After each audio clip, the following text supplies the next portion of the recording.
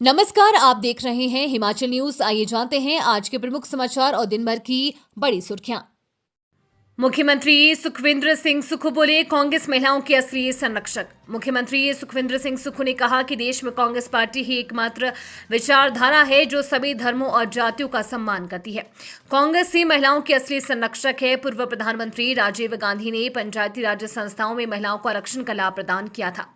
CM Sukhu शनिवार को Congress party के चुनाव प्रचार के लिए पश्चिम बंगाल की राजधानी कोलकाता पहुंचे। कोलकाता में पत्रकार वार्ता करते हुए मुख्यमंत्री ने केंद्र और बंगाल की तृणमूल सरकार पर निशाना साधा। उन्होंने कहा कि लोकसभा का विशेष सत्र बुलाकर महिला आरक्षण बिल पास करवाने के पीछे केंद्र सरकार और भाजपा की साजिश थी जो नाकाम हो गई है।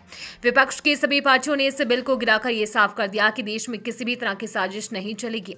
उन्होंने कहा कि केंद्र सरकार को चाहिए था कि विधानसभा चुनाव के बाद वो सभी दलों को बुलाती और उनसे चर्चा करके बिल को पारित करती। वर्ष 2023 में विधेयक को सभी ने मंजूरी दी थी तो उसे ही लागू किया जाना चाहिए था। अब नई साजिश इसमें नहीं होनी चाहिए थी। उन्होंने कहा कि ऐसा केवल राजनीतिक लाभ के लिए किया जा रहा था, मगर ये साजिश नाकाम हो गई। एआई से बदलेगा प्रदेश का प्रशासन, तकनीकी सहायता से होंगे फैसले। हिमाचल प्रदेश में प्रशासनिक व्यवस्था को आधुनिक और प्रभावी बनाने के लिए अब राज्य सरकार आर्टिफिशियल इंटेलिजेंस और डाटा एनालिटिक्स के माध्यम से निर्णय लेने की प्रक्रिया को मजबूत करेगी। इसके तहत पहले चरण में प्रमुख विभागों के डाटा का उपयोग कर पायलट प्रोजेक्ट शुरू किया जा रहा है।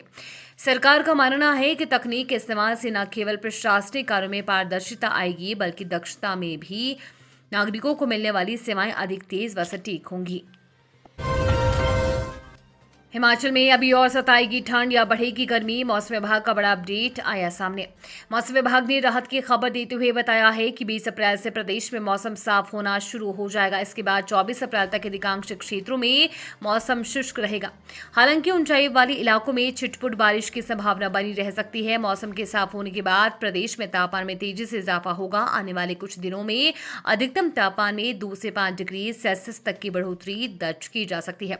इसके बाद प्रदेश में गर्मी का असर और अधिक बढ़ने की उम्मीद है। हिमाचल मशरूम खाद के अपशिष्ट से घर बनाने के लिए तैयार होंगे ब्लॉक। खूब निदेशालय ने तकनीक पर शुरू किया काम।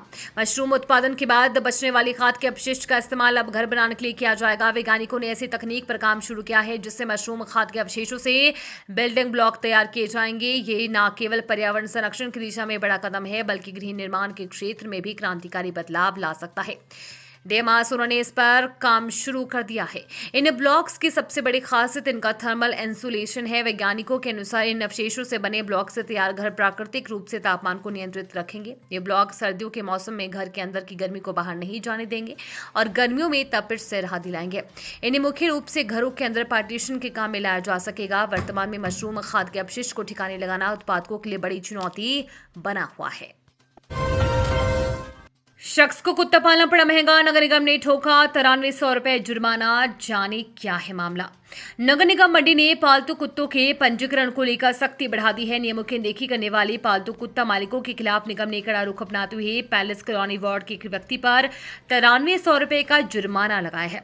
नगर निगम के अधिकारियों के अनुसार संबंधित व्यक्ति को उनके पालतू कुत्ते का अनिवार्य पंजीकरण कराने के लिए निगम की ओर से कई बार चेतावनी दी गई थी। कर्मचारियों के माध्यम से सूचना भेजने के बावजूद जब मालिक ने इसे गंभीरता से नहीं लिया और पंजीकरण में कोई रुचि नहीं दिखाई तो नगर निगम ने अधिनियम के तहत ये सख्त दंडात्मक कार्रवाई अमल में लाई है।